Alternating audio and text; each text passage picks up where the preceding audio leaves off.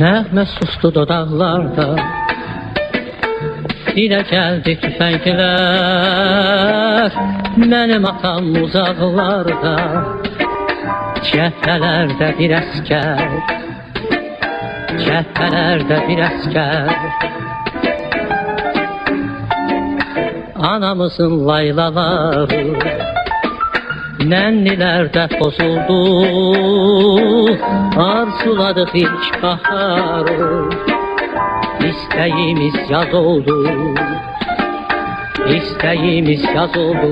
Sən ey uşaq, sən bizdən uzaq düşdün artıq, səni yerlər apardı, ya soyuq əllər apardı. Sən ey uşaq, sən bizdən uzaq düşdün artıq, səni yerlər apardı, ya soyuq əllər apardı. Anamızın laylaları nənnilərdə pozuldu, arzuladıq ilk baharı, İstəyimiz yaz oldu, İstəyimiz yaz oldu.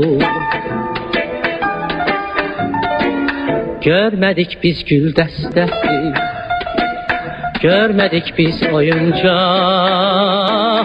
ata səsi, ana səsi, eşitmədik doyunca, eşitmədik doyunca. Öz qoynun aldı bizi, bu buruqlar şəhəri, yarı böldük dikəmizi, gözlədik al səhəri, gözlədik al səhəri. Sən ey uşaqlıq, sən bizdən uzaq düşdün artıq, səni yerlər apardı, ya soyuq əllər apardı. Sən ey uşaqlıq, sən bizdən uzaq düşdün artıq, səni yerlər apardı, ya soyuq əllər apardı. Öz qoynun aldı bizi, bu buruqlar şəhəri, yarı böldük dikəmizi, gözlədik al səhəri, gözlədik al səhəri, gözlədik al səhəri.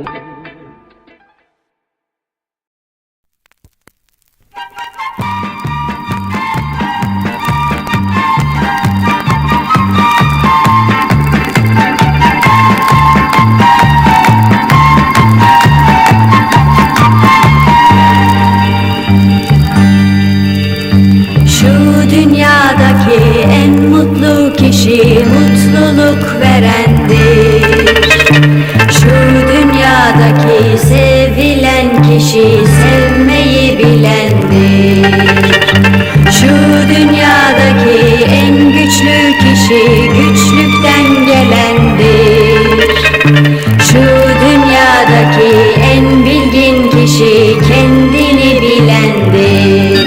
Bütün dünya buna inansa, bir inansa, hayat bayram olsa, insanlar el ele tutuşsa, birlik olsa, uzansak sonsuza.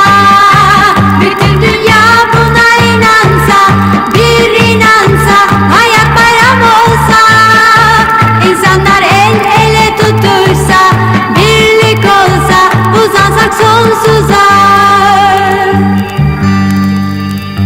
Şu dünyadaki en olgun kişi acıya gülendir.